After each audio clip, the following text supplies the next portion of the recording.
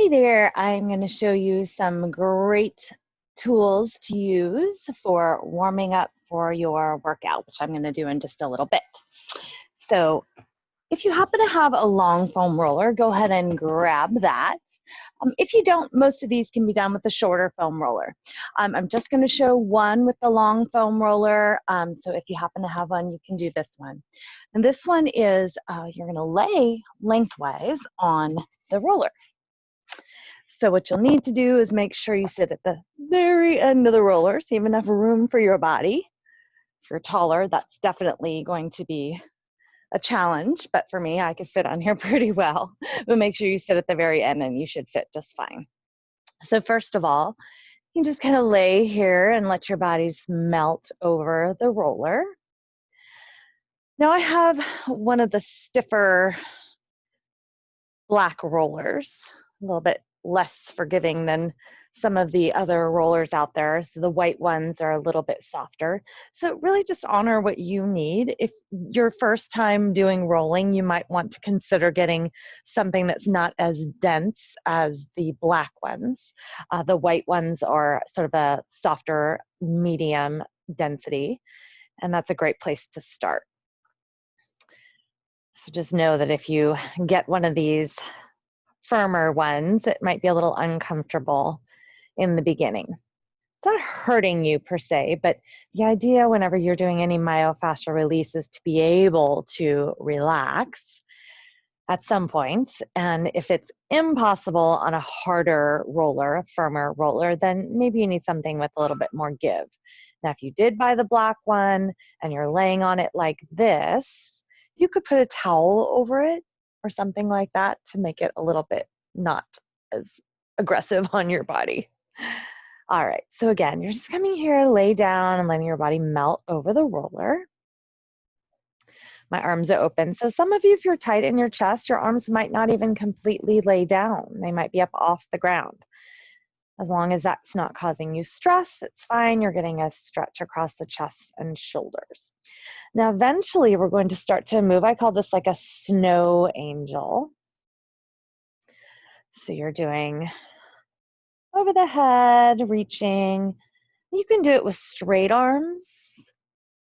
And you can also do more of a bent elbow version where it might kind of look like a shoulder press or a lat pull range of motion.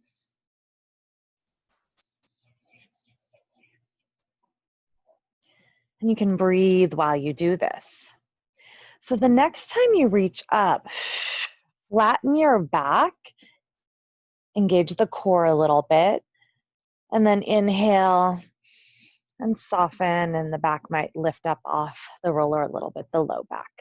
And then engage the core and reach, and then coming back.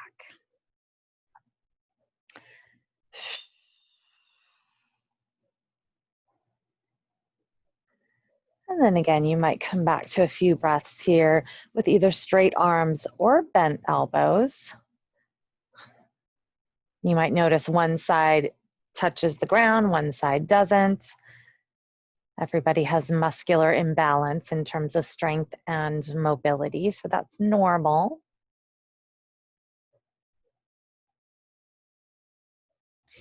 You might even do a little bit of contract and release. So maybe if you're able to have contact with the floor, press your arms back against the ground.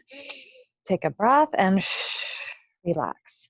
Now, all of this could simply be done on the floor too. This, they call them a sliding, a floor slide. So the sliding is this part. And then pressing the backs of the hands against the ground, contract, contract, and relax.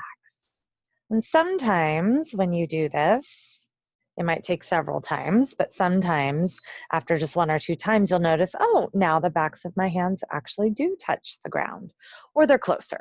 We'll do that one more time. Press, press, press, press, press, and relax.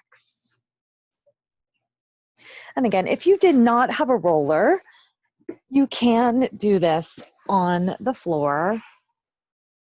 The contract of the the lower belly and lower back as you reach, and then inhale and exhale, all of that, and even the pressing down and the releasing. So the roller just lifts you up off the ground and lets gravity help out a little bit on that. All right, so that is the end of what you needed a long roller for. So the rest of this, if you have a shorter roller, will work just fine. So we're going to go ahead and release the glutes. So go ahead and have a seat on your roller, and I call it kind of side saddle. So I'm sitting sort of side saddle on my right glute and across my right ankle over my left thigh, if that's possible. Everybody does the opposite because it doesn't create as much pressure over here if you do the opposite. So just naturally we go the path of least resistance. It is the right ankle over the left thigh when you're rolling the right glute.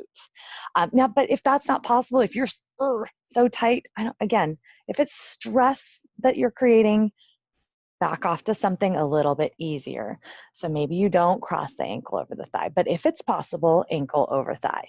And again, you'll notice I'm leaning to the right, not away from it, but only to the point where I'm like, yeah, it's a little bit uncomfortable, but still able to take deep breaths. I'm moving in the direction of relaxation of those muscles, the fascia in the muscle. And just breathing as I move.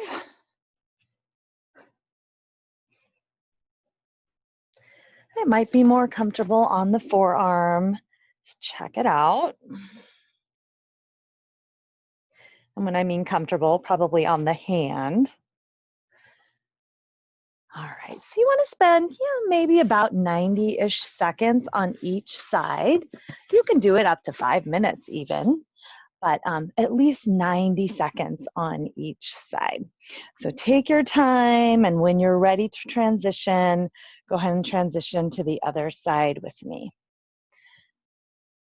So taking deep breaths as I do this and tuning in. I don't want to just mindlessly do this. I mean, yes, it's fine if you are chit-chatting, but every now and again, or watching TV or something, but every now and again, check back in. First, make sure you're not holding your breath. That's going to make it impossible to relax and release the tissue. But secondly, make sure you're not going too deep or causing any pain. So when I mean pain, I'm like sharp shooting pain. Again, it might be a little bit uncomfortable. That's normal. Maybe I'm on my forearm.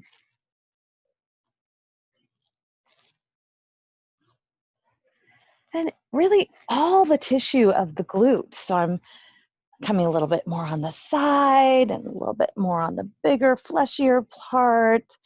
Coming close to my tailbone. It's fine if you cross the tailbone again, as long as it's not causing you any sharp shooting pain or numbness.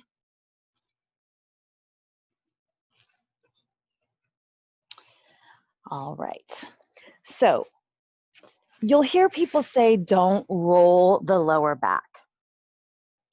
Depends. So I am okay with you rolling your lower back as long as you're not in a situation right now where you're in you're not a chronic, you've injured yourself. Chronic would be over and over having a situation. If you're not in a acute, is what I meant to say, situation right now, like I just injured my back, I pulled it, don't roll on it, ice it, okay? But if your back is just kind of stiff, it's fine. Now, when you do your lower back, you must give yourself some integrity of your core. I'm not going to let my body flop over this into extension. I will hurt myself. So for me, it's almost like I'm doing a little crunch. So if you don't have the strength to do almost like a little bit of a crunch, this one might not be for you. I am supporting myself on my hand or my elbow when I lean one way or the other, or even right in the center. So I am rolling my low back. But again, really important, do not let yourself, see how I'm letting my back kind of sway? I'm not going to go all the way because I don't want to hurt myself. Not coming into extension. I'm in a bit of flexion. I'm pulling my belly in. I can lean to the right and lean to the left. This is getting the lumbar, low back, quadratus lumborum also, which is in there sort of moving up towards the middle back.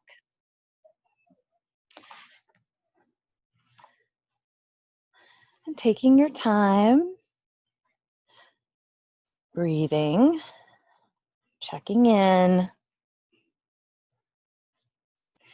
All right, I'm going to transition now to the thoracic spine.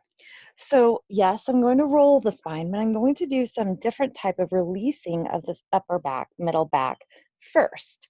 So elbows squeeze in. I've got my hands behind my head, but I'm not clasping. Did I say my elbows? My hands behind my head. Elbows squeeze in. And then we start to lean back over the roller. So it's around bra line-ish. Guys, we'll just have to figure out where that is. And then you come up. And then I'm going to move up from there. So the roller goes up, my butt moves down, and then I lean over, and I come up, and then I move again. And I lean it back, and then I move again until I'm at my upper back area, close to my cervical spine, close to my neck, but not on my neck. And then I reverse directions. I lean it back and come up. And now the roller's moving back down to where it was. And then I come up. I'm going to move again. And I lean. And I come up. And now I am going to clasp my hands, interlace. Now that whole time, did you notice my elbows were squeezed in? That's important. Now, elbows come out, and I'm going to lean over that roller, and I'm going to get a stretch across my chest and shoulders too. Take some deep breaths.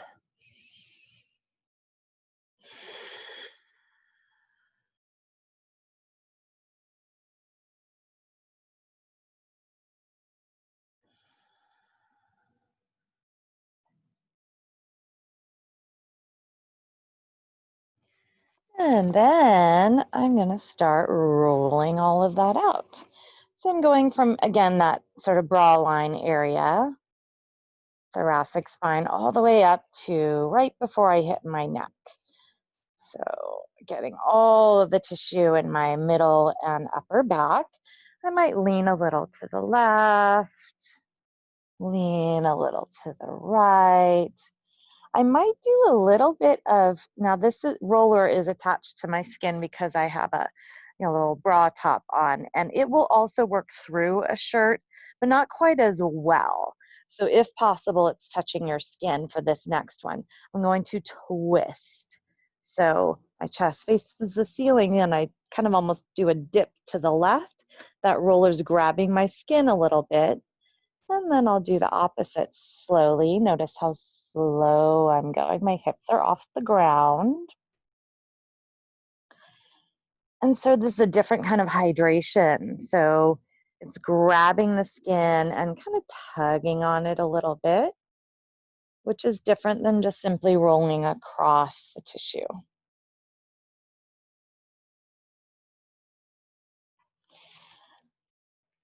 And then I'm going to actually come to my neck and do some gentle side to side movements.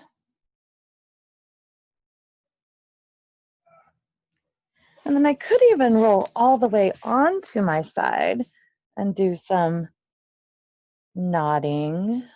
Yes. I'm just really being intuitive, and then I can roll to the other side and do the same thing. Yes, movement with my neck. And again, it just kind of grabs that skin just a little bit and massages it all out. All right, so we are moving on. So we're going to get the front of the thighs and the inner thighs. And all of this is preparing my body to work out. So if you have the time to do all of these, great. If you don't, pick one or two or wherever you feel like you need it the most. All right, so the front of my thigh. I like to do one thigh at a time. Now I could do both if I've got the long roller, both could work. I'm not a big fan of both for a couple of reasons. One, it doesn't give me personally enough pressure on my thighs for the most part, even on this black roller. But also, do you notice how easy it is to get sloppy and let myself come into what could be extension? So if you want to do it and work on planking at the same time, so you're working your core at the same time, it's okay if that works for you. But I like to do one leg at a time because it's easier for me to keep the integrity of my core when I have the other knee on the ground. And again, I am able to put more pressure on this roller so I get what I need out of it. So make sure you're rolling all the parts of your quad. So there's 4 muscles that make up the quad. So there's 4 muscles that have fascia running in and through every bit of the tissue of those muscles. And you want to make sure you address all of them. And you might find a place where you're like, oh yeah, that's really tight. A couple things you can do there. You can do a little bit of side to side motion, cross fiber. Again, that does a little bit of tugging on that skin as well. You can bend and straighten. And many of these can be done with yoga tune-up balls as well, or tennis balls. Just showing you foam roller today. I'm a fan of both for different reasons, depending on what you're doing. Sometimes the roller works better, sometimes the balls work better. And again, I'm leaning a little out, I'm leaning a little in, so I'm getting all parts of my quadriceps. And then eventually, we're gonna get the inner thigh and isolating the inner thigh. So I'm gonna turn that roller sideways. I'm gonna throw my leg over the roller and then rolling out and in. So I'm getting all the tissue of the inner thigh, all the way up to the groin area, all the way down to the knee. So if you have knee issues, very oftentimes tension in this area can cause the knees to be out of alignment. The same is true for the outer part of the knee. That's why I said make sure that you get all the parts of the quadricep tissue. And of course, we can talk about the IT band. With the roller, I'm a fan of addressing the tissue right above the knee and way up by the hip, which I will do next. I'm not a big fan of smashing your IT band, so I don't do a whole lot of rolling right on top of the whole IT band, but I do like to address just right above the knee, so the connection point right here at the knee, where my IT band iliotibial tract connects to my knee. So if my knees tend to be painful, sometimes it might be IT band that is causing that.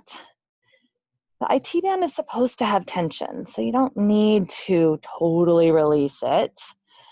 If you totally released your IT band, you wouldn't be able to run or walk very well. And your knees wouldn't be stable and your hips wouldn't be stable. So we are always looking for balance. We want to release, but we also want to keep strong. So then I'm going to release way up by the hip itself. So I'm releasing the IT band at the top and at the bottom. So way up here by my hip. The connection points. That's what I like to do. Now, separately, if I had yoga tune-up balls in a tote and they were straddling my IT band, so on the outsides of the tissue of my IT band, I'm comfortable with that. It's not quite so much of a smashing of the tissue when you use the yoga tune-up balls and they straddle the IT band.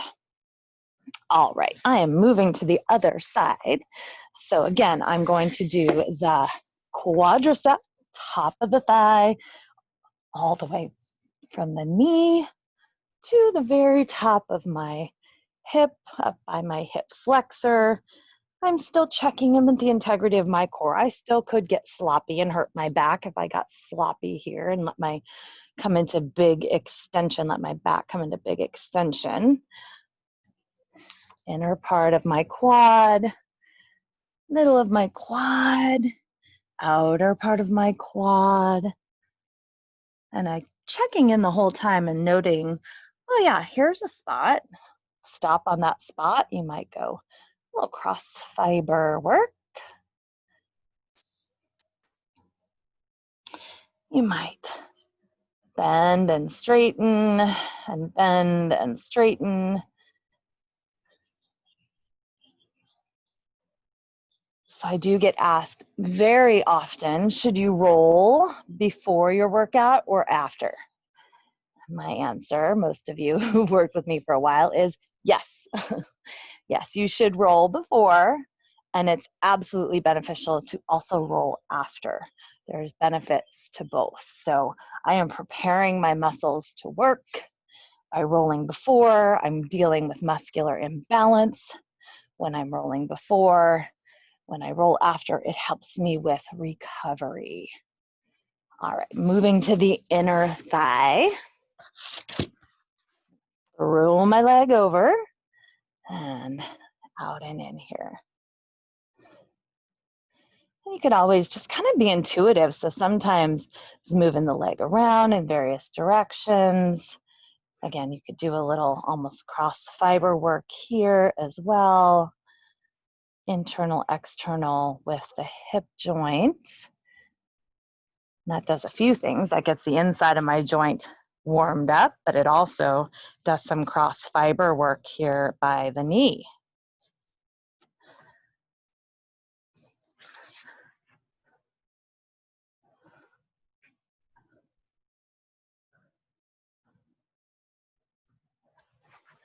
And you might have one side that needs more time than the other, so check in with that.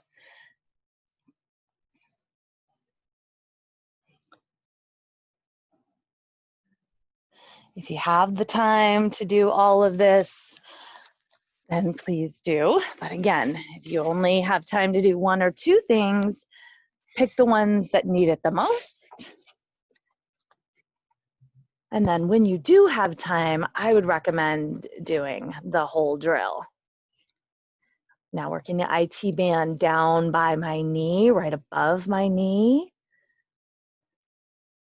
And then up by my hip as well. And after this, I've got two more for you. And then it's workout time. Of course, I'm going to do a dynamic warm up before I do my workout. But then we do our workout. And you could do this when you're not going to do a workout. You're definitely going to get benefit from this type of work anytime. Can you do it every day? Absolutely. Again, check in though. So if you're sore from doing it, maybe skip a day. Eventually you won't have soreness. You'll just have nice relief from it. All right, so last two. We have our calves. So some people really feel this, and some people you just can't get enough pressure on there. So one calf at a time usually works better because I can press down and maybe even put the other foot on top. Now, this requires some arm strength, obviously, because I'm lifting up. But even if you just roll it out without lifting yourself up and putting a lot of pressure on there, you're definitely getting some benefit. Know that you don't have to go super deep to get some benefit. You have superficial layers that are connected to those deeper layers that you're affecting even with a gentle rolling. Do the other side. So it doesn't have to be super intense every single time.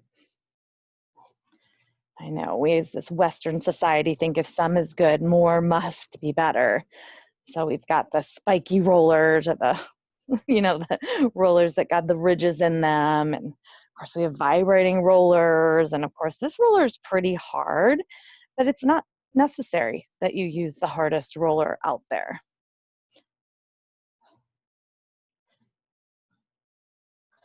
All right, one more for you. So I'm going to be affecting my shins. Now, I'm just going to I'm not going right on the bone. I'm leaning a little bit to my right. Now, if you have knee issues, this one may not work for you. It's a lot of bend in the knee. It's a lot of pressure on the knee. And of course, I'm controlling how much pressure by how much weight I'm putting on there. I might lean all of my body weight on there, and whoo, I sure feel that. I went for a run the other day, and I'm definitely feeling my shin muscles from that. And getting all of the tissue and inner part, outer part. And I'll get my other side.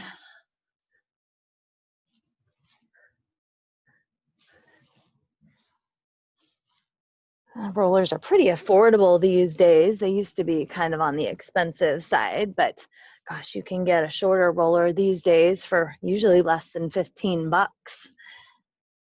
It's a great investment, highly recommended.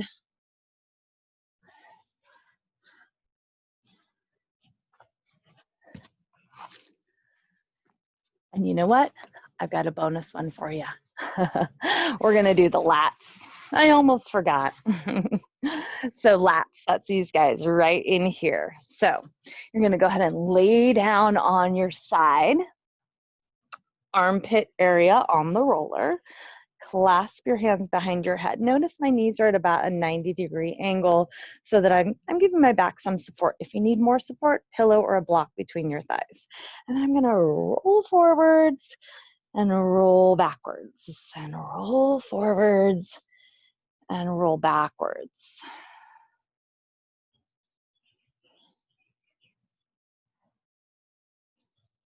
And you'll adjust. So I'm pretty sore in there. So I'm having to move a little bit away from that super intense spot because I'm starting to not be able to take a deep breath.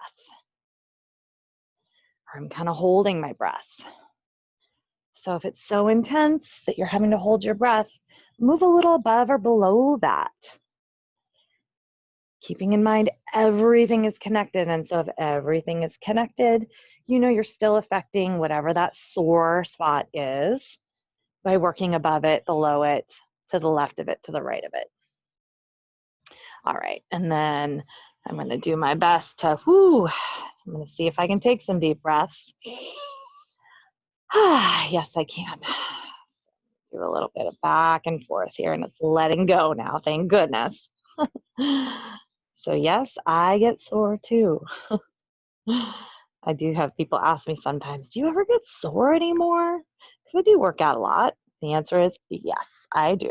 I mix things up enough, I change things up enough that I'm always challenging my body in different ways. Okay, last one, I promise, other side, and then we can get on with our workout.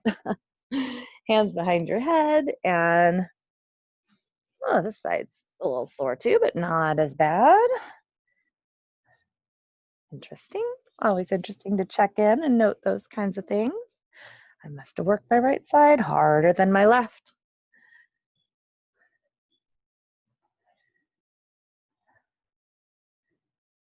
And I'm slowly going back and forth and breathing.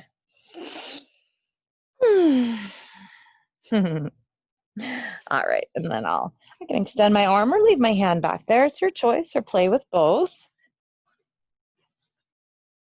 And I can roll a little forward. Ooh, that's sore that way. A little back. Yep, maybe my left side is sore too.